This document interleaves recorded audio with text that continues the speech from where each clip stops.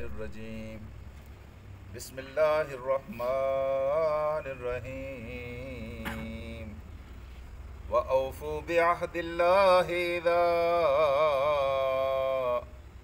عَاهَدُوا ثُمَّ وَأَوْفُوا بِعَهْدِ اللَّهِ إِذَا عَاهَدتُّمْ وَلَا تَنقُضُوا الْأَيْمَانَ بَعْدَ تَوْكِيدِهَا وَقَدْ جَعَلْتُمُ اللَّهُ عَلَيْكُمْ كَفِيلًا إِنَّ اللَّهَ يَعْلَمُ مَا تَفْعَلُونَ صدق اللہ العلی العظیم۔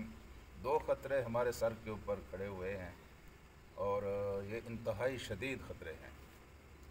ہمارے بزرگ جو تھے ساری نیکیوں کے باوجود، ساری عبادت گزاریوں کے باوجود ہمیشہ ان دونوں خطروں سے بہت ڈرا کرتے تھے اور ہر وقت خوف زدہ رہا کرتے تھے۔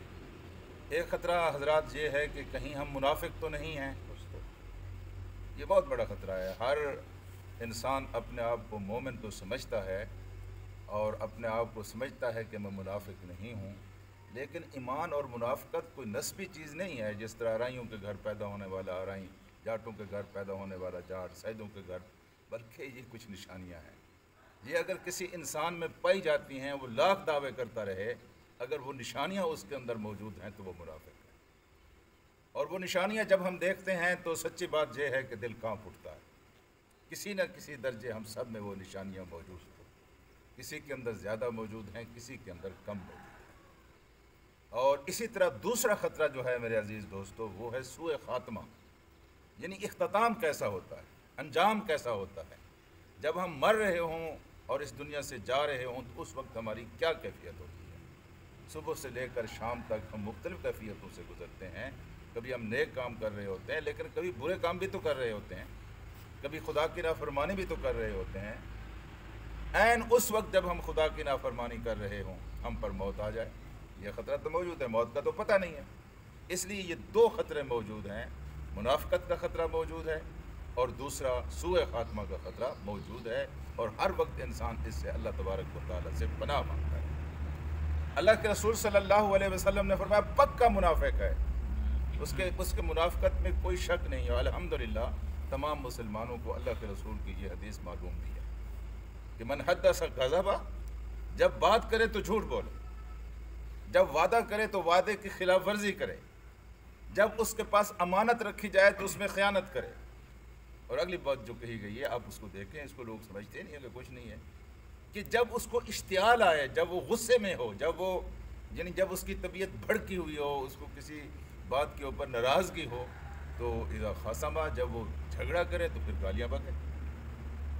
گالیاں بکنا کوئی چھوٹی بات ہے؟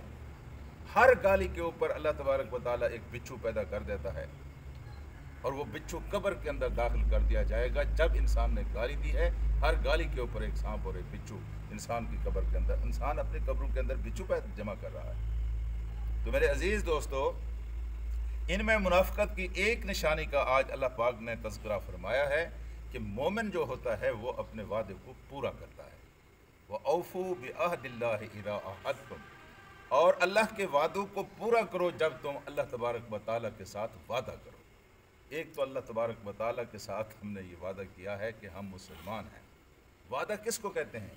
اپنی آزاد مرضی کے ساتھ کسی چیز کو قبول کر لینا، آپ کے اوپر کوئی جبر نہ ہو، آپ نے اس کو قبول کر لیا۔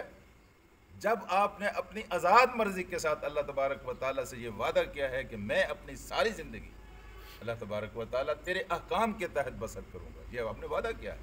لا الہ الا اللہ محمد رسول اللہ دراصل ایک وعدہ ہے۔